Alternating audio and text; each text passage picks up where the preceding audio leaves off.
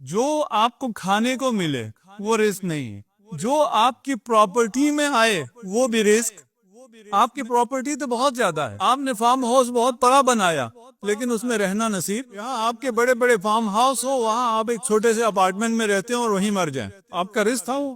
اگر نہ ہو آپ بنا لیں پھر بھی آپ کا رزق وہ پراپرٹی جس سے آپ فائدہ نہ اٹھا سکے وہ آپ کا رزق۔ میں سے کتنے پلاٹ لیے ہوئے ہیں، کتنی پراپرٹیز لی ہوئی ہیں جس کو ہم کچھ بھی نہیں کر سکتے، صرف اس کو مینج کرنے کی زحمت ہے، اس سے کوئی فائدہ نہیں ہے۔ تو آپ کا رزق وہ پراپرٹی رزق ہے جس کو آپ نے کسی کام کے لیے رکھا ہوا ہے، اگر کوئی مجبوری ہوتی ہے۔ ابھی اگر یہاں اعلان کر دیتے ہیں کہ ہم فلاں پروجیکٹ شروع کر دیا، ہمیں 1 کروڑ روپے چاہیے، ابھی سب کرتے رہتے ہیں ایسے اعلان، آپ کہیں ہاں یہ میں نے پراپرٹی رکھی ہے بیچتا ہوں، لا کے ابھی صاحب کو دے دیتا ہوں، یہ رزق ہے۔ ایسا رزق کسی پاس ہے؟ یہ تو رزق ہے۔ آپ اپنے کسی کام کے لیے یا کسی کار خیل کے لیے ایسی چیز رکھیں جس سے خرچ کرنے کا حوصلہ بھی رکھتے ہوں۔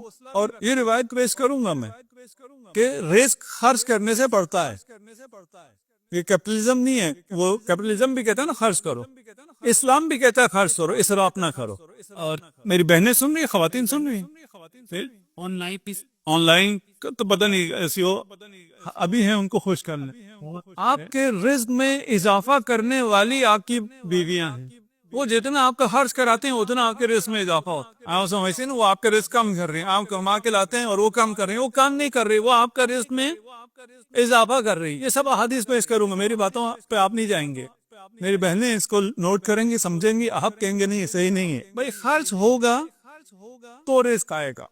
سفرہ داری، آپ کے سفرے پر جتنے زیادہ لوگ کھانے والے ہوں گے اتنا آپ کا رزق بڑھے گا، آپ کا رزق کم نہیں ہو۔ ابھی یہ ہم نے اپنی ساری زندگی دیکھا ہے، جب بھی تنگی ہوتی تھی والد صاحب لوگوں کو بلاتے تھے کہ تنگی ہے بلاؤ، لوگ آئیں، 2 4 5 نہیں، سینکڑوں لوگوں کو مہینوں کے لیے بلا لیتے تھے، تنگی ہے انہیں بلاؤ۔ خرچ بڑھنے سے رزق میں اضافہ ہوتا ہے۔ خرچ کب پڑے گا؟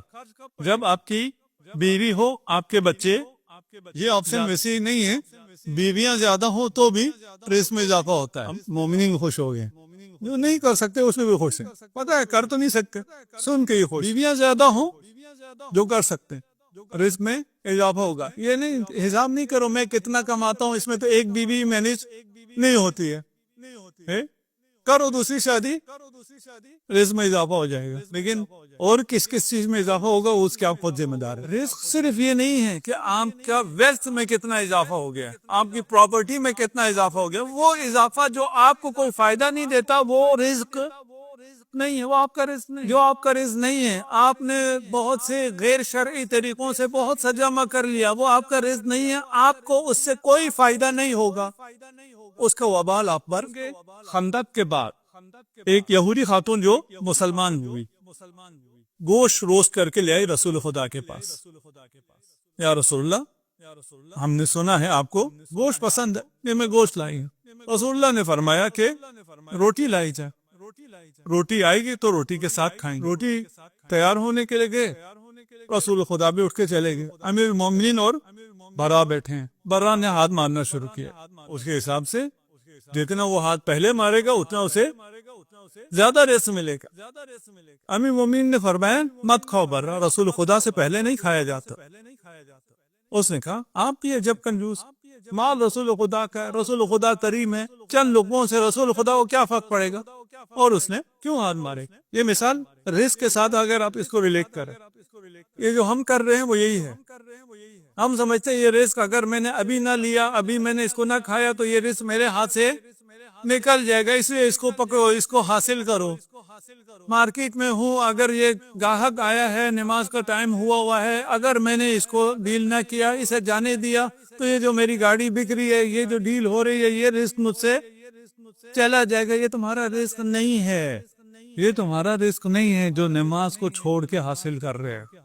نماز کو چھوڑ کر جو کچھ حاصل کرتے ہو وہ رزق نہیں ہوتا ہے، وہ آپ کے جسم کو نہیں لگتا ہے۔ اگر یہ سمجھ میں آ گیا تو ہمارے سارے مسائل حل ہیں۔ میں اول وقت نماز کیوں نہیں پڑھتا ہوں، یہ کام کر لوں، یہ ڈیل کر لوں، یہ باس کی یہ فائل کو چلا دوں، باس ایک دفعہ خوش ہو جائے، نماز تو کہیں نہیں جا رہی، باس کو خوش کر رہے ہو اس میں تمہارا رزق نہیں ہے، یہ جو ڈیل لے رہے ہو اس میں تمہارا رزق نہیں ہے، برا یہ جو ہاتھ مار رہا تھا کھا رہا تھا یہ برا کا رزق نہیں تھا۔ امیر مومن نے فرمایا برا رسول خدا سے پہلے نہیں کھاتے، رسول خدا سے پہلے نہیں چلتے، رسول خدا سے پہلے نہیں بولتے۔ ادب کی باتیں تھی اس کو سمجھ میں، فرمایا برا یہ گوشت ایک یہودی خاتون اگر رسول خدا کھاتے پھر ہم کھاتے تو اس میں زہر ہوتا تو بھی نقصان ہمیں نہ ہوتا، اب رسول سے پہلے تم نے کھا لیا ہے، اگر اس میں زہر ہو تو تم خود ذمہ دار ہو۔ جو بھی آپ رسول سے پہلے خدا سے پہلے، ہم ابھی ہمارے معاشرے میں نماز صرف مثال کے طور پہ کہہ رہا ہوں، اور بہت سی چیزیں، صلہ رحمی واجب ہے، والد کی خدمت واجب ہے، والدہ کی خدمت واجب ہے، اسے چھوڑ کر میں جو رزق حاصل کر رہا ہوں وہ رزق نہیں ہے، وہ ہو سکتا ہے زہر ہو۔ پہلے ماں کی خدمت کرو، ماں کی دعا لے کے جاؤ، جو ملے گا وہ رزق ہوگا، ماں کی دعا کے بغیر جو کمارے وہ رزق، ورنہ یہ رزق نہیں ہے۔ یہ اگر زہر ہوا تو اتنے میں روٹیاں آئی، رسول خدا آئے، رسول خدا نے لقمہ توڑا، وہ گوشت بول اٹھا کے میں زہر آلود ہوں، رسول اللہ مجھے نہ کھائی، رسول نے تو ہاتھ روک لیا، اس خاتون کو بلایا، ہاں اس میں زہر ہے، اس نے کہا جی یا رسول اللہ اس میں زہر ڈال کے لائی تھی، کہا کیوں زہر ڈالا تھا؟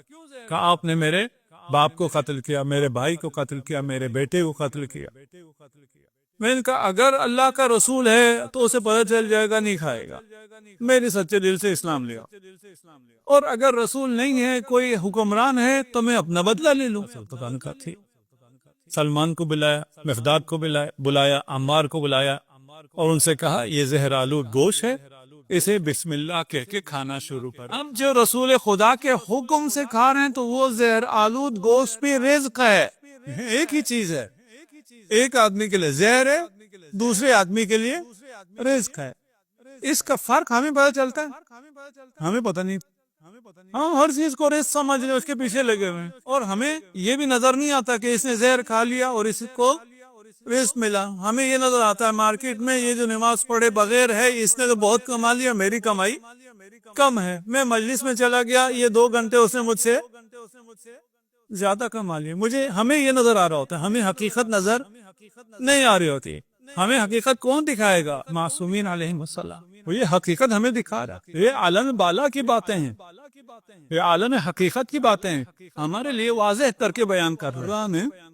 تڑپنا شروع کیا، رسول سے پہلے کھایا تھا، اپنی ذمہ داری پہ کھایا، اگلے دن اور دنیا سے چل بس۔ اصحاب نے غسل دیا، کفن دیا اور جنازہ تیار کیا، رسول خدا کو بلایا، رسول اللہ صحابی شہید ہوا ہے، اس کی نماز جنازہ پڑھانے، رسول اللہ نے فرمایا نہیں پڑھاؤ۔ کیوں یا رسول اللہ؟ اس نے علی کی شان میں گستاخی کی، جس نے علی کے شان میں گستاخی کی ہو اس کا نماز جنازہ میں محمد رسول اللہ نہیں پڑھاؤں۔ اصحاب نے کہا یا رسول اللہ اس نے تو مذاق کیا تھا، کم مذاق کیا تھا اس لیے کہہ رہا ہوں جنازہ نہیں پڑھاؤں گا، اگر وہ سیریس ہوتا تو اس کے تمام اعمال حبط ہو جاتے۔